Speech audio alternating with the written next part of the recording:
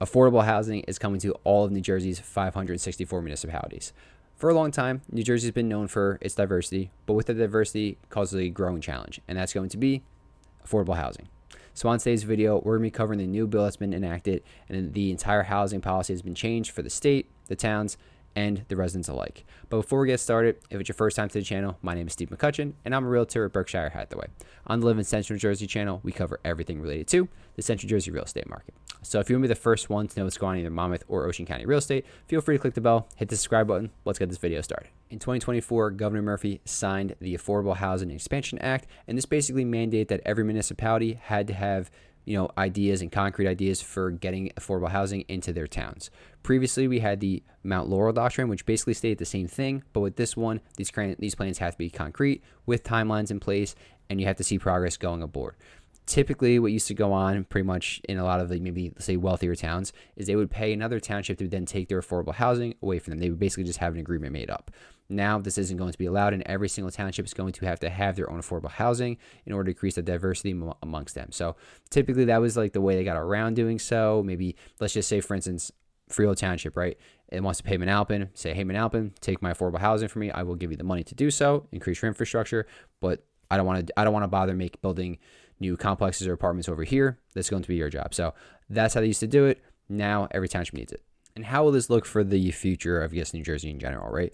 Well, the idea behind it, like a lot of experts believe, is you're probably going to see a lot more apartment complexes, mixed-use buildings being built, or even repurposing underutilized buildings in the past, like office buildings or warehouses that may be out of business, right? So this way, at least you can maybe have some storefronts underneath, build the apartments above that, and then you kind of give maybe a complex that was outdated or had no life to it a brand new purpose, right? And then you're gonna have the affordable housing there. So it's relatively pretty good idea in that aspect. Also, we don't necessarily might have a lot of land to build. We'll get to some of the cons or maybe the objections later on in the video, but land is a little hard to find here in New Jersey. We are a very densely populated state. We have a lot of preservation between the farmland, national parks or forests. So there's not always every township is going to have a ton of space to build upon, right? One of the more recent ones that already started this process is Colts Neck, that's over in Monmouth County. For years and years, decades, maybe even centuries, I don't know how long the town's been around for, but they have very, very strict zoning laws. There's no big box retailers over there. They promote small business. They have a farmland preservation committee, over 1,000 acres saved, right? So that's what they're about over there in Colts Neck. They're actually building their first apartment complex. The Kushner's group is taking it over.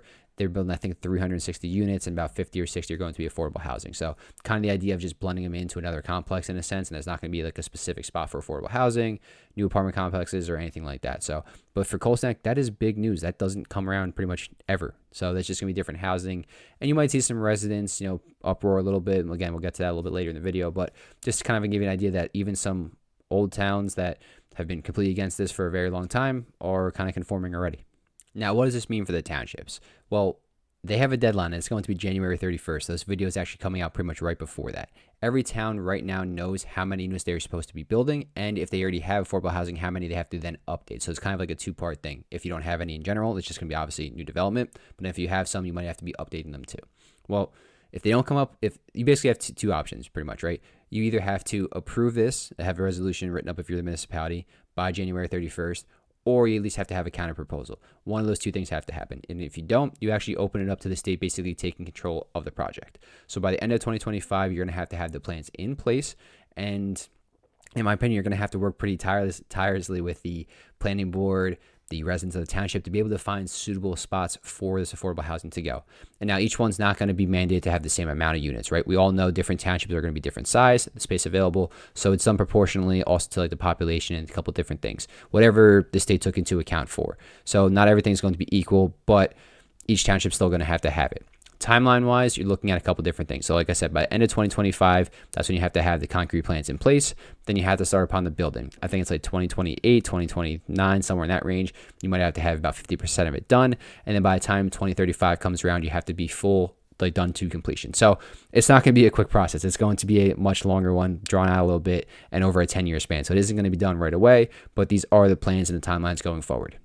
Why does this matter though? Well, it's not about numbers, not about deadlines or anything like that. It's about the people and fostering a more diverse community, especially for a lot of towns that haven't had it before. They want to help transform some lives, maybe bring stability to families that might not have had it otherwise, reduce the homelessness, and a couple other different things. It's not just about numbers and making a good, bringing in a law for no reason, right? It's for a really good purpose. The pushback on it is how feasible it's going to be. And I have a couple of different drawbacks to it, some that I came up with, some that I've read on different posts, and we're just going to run through them real fast too. I have a list of a couple here, so if you don't see me looking directly at the camera, I apologize, but I just want to make sure I get this right. So the very first one is going to be a feeling of loss of control, right? So for these townships, you're basically just being told exactly what you have to do, right? That basically be for the states on the federal level, having the federal government coming in and saying, hey, you have to do this, otherwise here are the penalties to be doing so. You will either penalize you and fine you, you'll lose funding, basically just tying you up in a sense. And that's essentially what the state is basically telling all these other towns to be doing. Although, don't get me wrong, the laws were in place already and they were just finding ways around them. It's a loss of control for some communities that may have been built up so far already to the point to where this isn't going to work for them.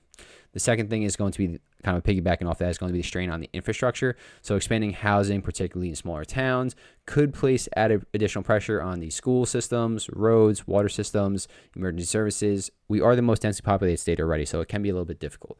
And then if you're adding in the extra traffic, it's just going to be, in some situations, kind of a nightmare. And they want to build a lot of these places, or at least towards the public transportation area, just being close enough to where it obviously promotes being able to work in different areas, going into the city and that kind of thing.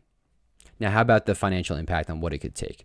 Well, a lot of critics about this project are saying, does the state even have enough funding for this to take place? All 500 plus municipalities are doing this at the exact same time. Where's the money going to be going? How's it going to be allocated to each place or each township? It kind of gets a little gray area right there. And then let's just say they don't have enough. Who's going to pick up the slack? Is it going to be the township, the developers fronting the money? Well, if that's the case, then you're going to have delays in meeting quotas. You're going to have incomplete projects, and that's just going to continuously compound and build upon, right? So then if the township has to do it, where are they going to get their funding from? Well, pretty much just property taxes have to go up, and we are already the highest property tax state in the entire country. So that's probably not going to fare well with their residents. So that means you're going to have community resistance. So some residents are going to oppose this development due to concerns about the changing of the neighborhood, the increased taxes, potentially, your property values, maybe increased traffic, like we already mentioned that with the foot traffic, and just the school systems all kind of get overloaded. That's going to lead to probably zoning, legal battles, and a whole host of different topics. So that's just going to be another thing. And then last, you have to, we are the Garden State for a reason. Let's talk about some environmental concerns. Well, we're going to have different state parks that you really can't be touched, right? So that's going to be off limits. You're also going to have a lot of other greenery, like we mentioned with the Farmland Preservation Committee that was over in Colts Neck. They had to find different land because they had so many acres cut off. Then you're going to have maybe wetlands. I know the Netflix compound is dealing with that currently right now, and they have to get the DEP involved. So there's going to be a lot of red tape upon this anyway, and then you're going to be adding environmental concerns to it. So I think program, great in theory, and it's going through regardless, right? So it doesn't even matter at this point. But I don't know how feasible it's going to be in terms of the timelines thrown in place, how fast it's going to be accommodated. And there is going to be strain upon a lot of different planners and developers in the area. And I don't know how fast it's truly going to get done, but we're going to have to wait and see. I think it is a very good program. It's just not like 1, 2, 3 like magic and all of a sudden, boom, we're done. It is going to be a pretty long, drawn out process. Overall, I believe the Affordable Housing Expansion Act is a bold movement for the state, and it's going to require a lot of collaboration, creativity upon every other corner, literally, because we have every township that's going to have to be doing it. So in general, I'd love to hear what your thoughts are. Please leave a comment down below. And if you are thinking about moving to the Central Jersey area, feel free to reach out. All my contact information is down low in the comments and description. So whether you're 1 month, 3 months, 6 months, even you're out, doesn't matter to me. Let's just get you on the right path towards your real estate goals. And if you're looking to move maybe to Monmouth or Ocean County, check out the videos popping up and hopefully I'll help out a bit too. Have a great day.